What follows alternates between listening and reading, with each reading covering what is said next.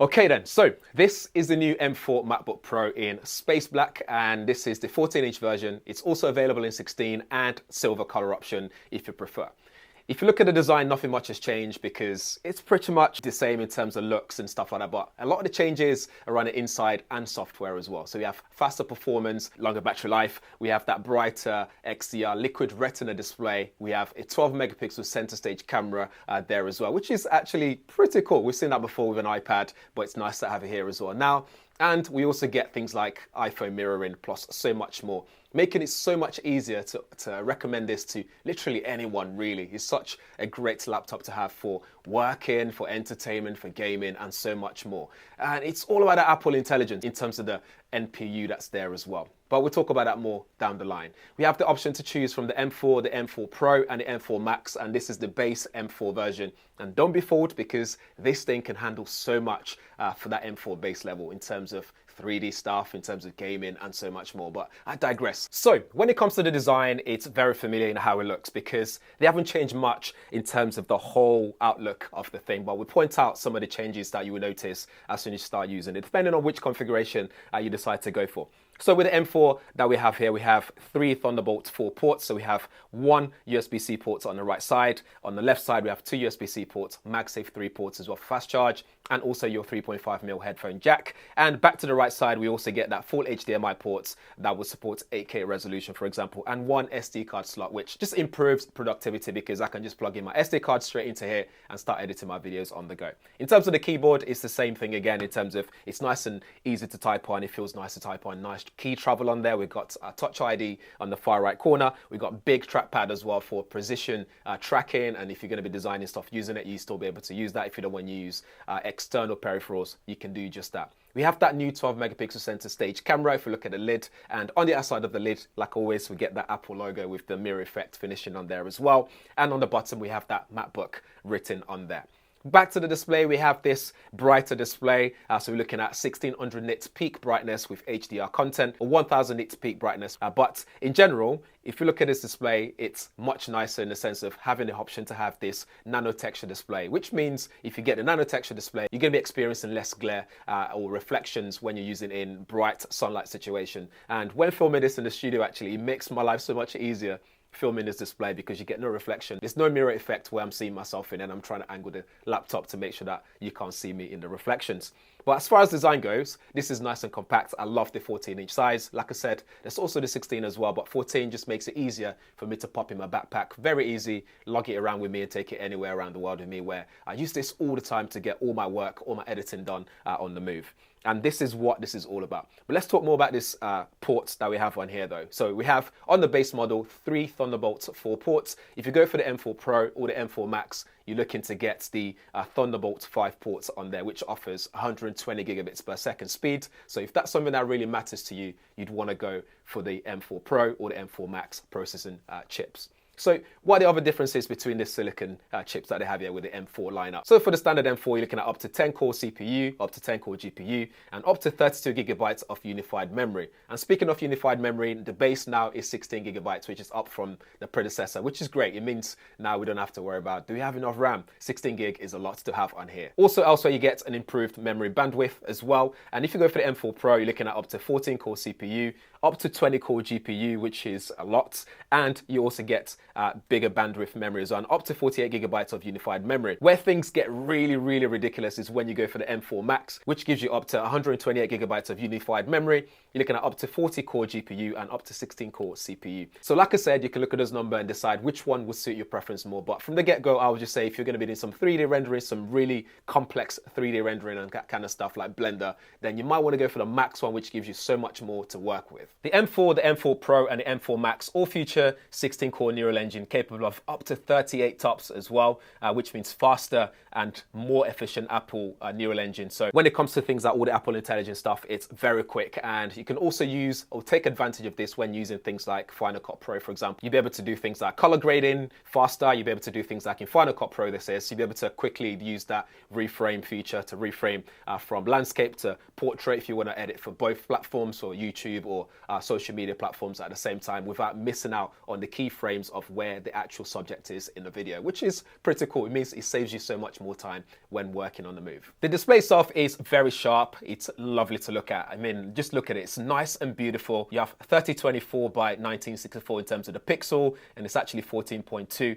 And in terms of the PPI, you're looking at around 254 PPI, which is absolutely fantastic. So whether you're watching movies, whether it's you're rendering videos, whatever you're doing on this display, it's just so much joy to look at. And it's just beautiful, it's accurate, and the colors are vibrant, and it's just one of the best there is out there, and it's brighter now as well. In terms of the external display supports on the M4 that we have here and the M4 Pro, you can drive up to 2 external displays while also simultaneously supporting full native resolution on this built-in display here. So you can either have a Thunderbolt with 6K resolution at 60 Hz, or one external display at up to 6K resolution at 60 Hz over Thunderbolt, and one external display with up to 4K resolution at 144 Hz over HDMI. When you go for the M4 Max, that's when you get to have 4 displays connected to this, which to me, from having something this so tiny and small and portable, that's incredible. Next up, let's talk about the performance, because the performance on this is actually incredible. And I keep using the word incredible because this laptop embodies that word incredible, because we have a performance that's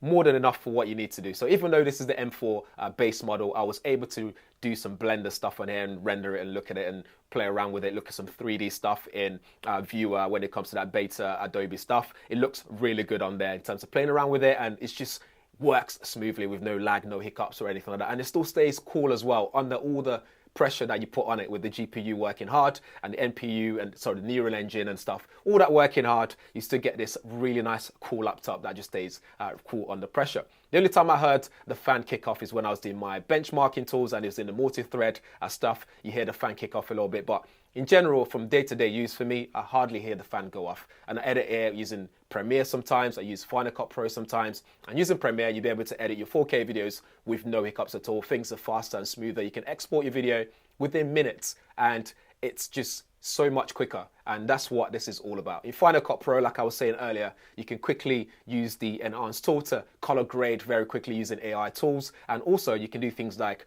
reframe for from landscape to vertical if you need to shoot for both platforms, so YouTube and also social media platforms like Instagram and so on. So it just works really well, making this so much more easier for you to work, improves your workflow when you're working on the go. There's other areas as well, so things like your Cinebench as well and Geekbench scores, they work really well. It performs well when it comes to those Cinebench scores. It performs well when it comes to those Geekbench scores as well. So this is actually quite phenomenal. So for me, I can't even wait to try out the M4 Max to see how that even steps it up even further from what the M4 base version can actually do. So this is absolutely amazing. When it comes to gaming, this is no slacker at all. It can do ray tracing, for example, and with this nano texture display, it looks great as well. This is the game Mist, which is nice and fluid. You can see all the texture. The game just looks fantastic on the MacBook Pro M4. Elsewhere, in terms of the camera, like I said already, 12 megapixel. We have center stage feature in there as well. So if you're using FaceTime, for example, it'll follow you as you're moving around on the screen. So that way you don't come out of focus. Whoever you're speaking to doesn't feel like you're actually not paying attention, which is actually quite cool. And also you have the desk view as well, which renders in 1080p, I believe. So you'll be able to see what's on your desk. If you're presenting to other people and you've got stuff to show them on your desk, like a sample of something you produced in 3D, for example, you can show that at the same time as when you're talking to them on Zoom, for example, which is really cool. When it comes to the battery, this features a 72.4 watt-hour battery, which will last you up to 24 hours, Apple quoted, but on daily basis for me, it will last me up to 21 hours or so before I need to plug it in again. But when I need to plug it in, there's also got fast charge in the box as well, which means I can charge it up very quickly. Next up, let's talk about the software. Everyone knows this is a very easy computer to use. It's very easy to navigate things. I can give this to my mum and she'll know what to do straight away. But now we have Apple Intelligence and we have iPhone mirroring as well with Sequoia. So with this, I'll be able to get my iPhone on the screen. So if I've got a handful or if I just want to have everything on one display, I can have my iPhone mirrored on my laptop and be able to control my iPhone almost like remotely. It's mirroring my iPhone. And it's pretty cool because I can do everything I can do on the iPhone. I'll be able to do on the mirrored version on the laptop, including the sound as well. It comes out through the laptop. I can get my notifications on the laptop as well, or I can turn it off if I don't want the notifications on here if I just want to focus a bit more. But you can control everything on here, which is pretty cool. Also, we have the Apple Intelligence stuff, which means stuff like summarizing a web page, for example, and getting all the key information from what you've just read. You can go into Notes, for example, and use that writing tools, which allow you to rewrite stuff in a formal way, in a more casual way. For example, you can summarize it and get the key specific information that you need to see very quickly. So there's a lot you can do with Apple Intelligence, which is pretty cool. Siri's been improved as well, so you can do things like search for settings, for example, how to do stuff on the laptop. If you don't know, rather than trying to dig through all the settings or whatever, you can use Siri to do that for you now as well. In Mail app, you can even use it to summarize your email, for example. Notifications are stacked better in a very easy to digest way as well. So there's so much improvement and still more to go when it comes to Apple Intelligence, which will be trickled out over the next coming months or so. So I'm excited to keep trying that and see where that takes us when it comes to Apple Intelligence. But some of these features are so much fun to use and so cool. Overall, for me, this is actually worth the upgrade, especially coming from your M1 MacBook Pros.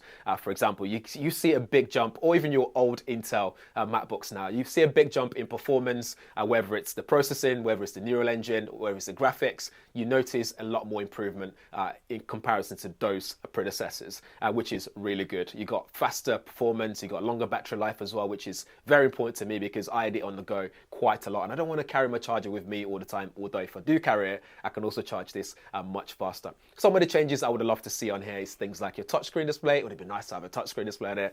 There's been a few times where by accident I'm touching the screen because I thought it would do stuff. This finishing as well, as much as I like it, I'd get skin on it, me personally, just because, it just smudges too easily. You do get a cleaning cloth in the packaging as well if you do go for the £150 extra option nano texture display. If you get that, you get a cleaning cloth, which can be useful for wiping the display as much as you want to do so.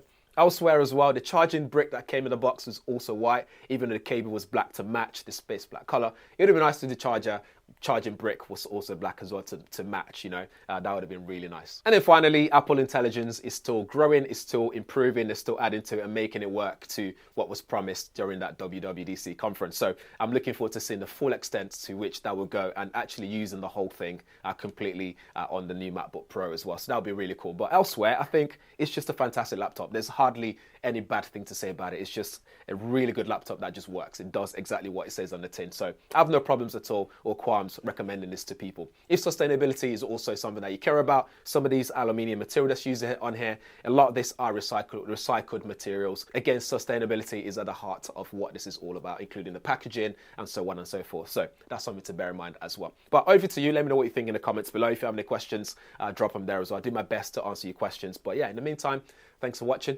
I'll see you in the next one. Make sure you subscribe.